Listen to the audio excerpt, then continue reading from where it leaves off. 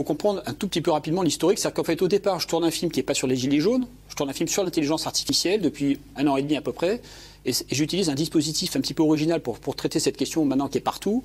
Elle était moins partout à l'époque quand j'ai commencé à tourner, et le principe c'est que j'utilise un petit robot humanoïde qui est grand comme ça, qui m'accompagne, avec lequel je peux parler. Il a des capacités conversationnelles, il peut filmer, prendre des photos, etc. Il peut analyser l'image qu'il voit.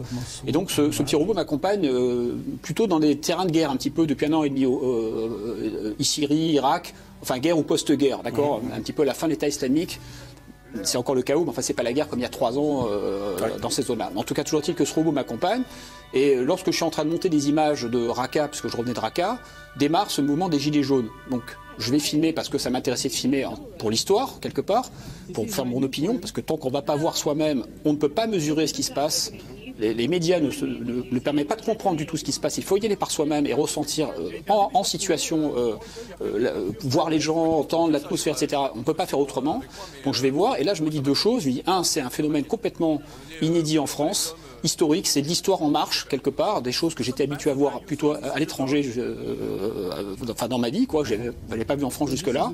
Et 2, je me dis, bon, avec mon regard, selon ce que je fais depuis un petit moment et demi, depuis 1 an et demi, je vois un rapport entre ce qui se passe, qui n'est pas évident, et le film que je suis en train de tourner. Pourquoi? Parce que ces mouvements gilets jaunes utilisent des technologies. C'est pas forcément analysé comme tel au départ, mais en tout cas, quand on se sert de WhatsApp, de Facebook, pour créer des réseaux sociaux, pour s'organiser sur les ronds-points, pour faire passer des messages, etc., vous vous servez de technologies qui elles-mêmes reposent sur l'intelligence artificielle, sur des algorithmes, et au sens très large, une forme d'intelligence artificielle. Donc, ces mouvements sont possibles dans l'organisation telle qu'on les voit aujourd'hui, parce que ils reposent sur ces technologies-là. C'est la première chose. La deuxième chose, c'est que ces technologies sont à double entrée, c'est-à-dire que vous vous en servez d'un côté, à la limite vous vous organisez, vous vous en servez pour critiquer le pouvoir, des choses comme ça, vous créez des formes de traitement alternatifs, et en même temps vous êtes observé comme jamais par ce même pouvoir ou d'autres pouvoirs. C'est-à-dire que votre téléphone, il permet de savoir où vous êtes allé, il y a un GPS dessus, on sait que, voilà, par exemple, en ce qui me concerne, je suis allé à telle manifestation, tel jour, j'ai passé tant de temps à tel endroit, voire j'étais avec telle personne parce que les bornes ou les téléphones étaient au même endroit. Et donc, vous avez un moyen de surveillance, d'analyse des comportements des Français actuellement dans ces manifestations, inédit également, qui reposant lui-même sur l'exploitation de ces technologies d'intelligence artificielle. Ça, c'est d'abord la première raison. Ouais. Troisième raison, troisième intérêt pour moi par rapport à ce film, c'est que le monde dans lequel on s'achemine, vers lequel on s'achemine tous, en Belgique, partout dans le monde, c'est un monde dans lequel, justement, l'intelligence artificielle va occuper une place croissante. En termes de surveillance, en termes d'organisation des uns des autres, mais aussi en termes de déstabilisation de tous nos repères, qu'ils soient économiques, intellectuels. Les algorithmes sont partout, ils s'emparent de la banque, de l'assurance, des avocats, avec toutes les préoccupations et parfois les délires transhumanistes, augmentation de l'humain, etc., etc. Donc vous avez un enjeu qui est croissant sur ces technologies. Ces technologies vont bouleverser nos repères à nous. Le monde dans lequel on s'achemine ne va pas ressembler au monde d'il y a 5 ou 10 ans. Il va y avoir des conséquences sociales, il va y avoir des conséquences en termes de travail, il va y avoir des conséquences, il va y avoir de la casse. Je veux dire, vous allez avoir des personnes, j'en fais partie également, vous, qui vont être déstabilisées par ce qui arrive. Vous avez des algorithmes capables de rédiger aujourd'hui des petites dépêches économiques ou sportives, vous avez des choses comme ça. On peut imaginer qu'il y ait de la manipulation aussi sur tous les réseaux sociaux.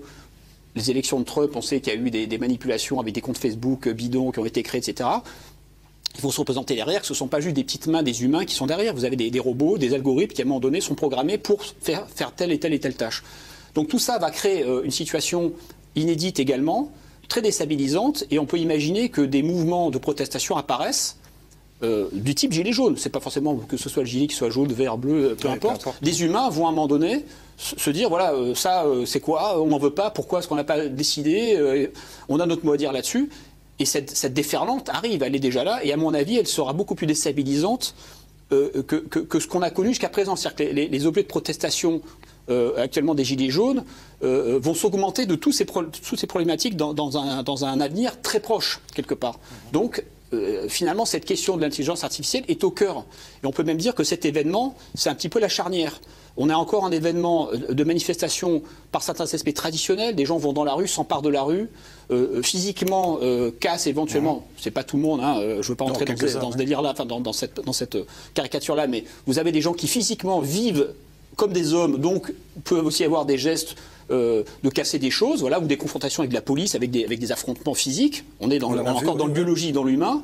Mais en même temps, cet événement, il porte en lui les germes d'un nouveau monde, ce monde des algorithmes, d'une certaine façon, et on peut se demander si ce type de manifestation-là, dans 5 ans, sera encore possible. Est-ce que vous imaginez en Chine ce genre de manifestation aujourd'hui, sachant que vous avez des caméras de surveillance partout, la reconnaissance faciale, on sait très bien ce que vous faites chaque jour, où vous êtes, qui vous avez rencontré. Lorsqu'une société déploie ce type de technologie, par définition, il devient même impossible d'aller dans la rue. Vous n'avez même pas le temps de faire ce type d'action. Voilà. Bah écoutez, ce que je vous propose, Florent Marcy, c'est de vous inviter dans 5 ans pour voir dans quelle transition... Dans 2 ans peut-être. Peut-être dans 2 ans. Merci beaucoup et bon retour je vous en prie. à Paris. Au revoir. Au revoir. Excellente merci. soirée à vous tous et toutes.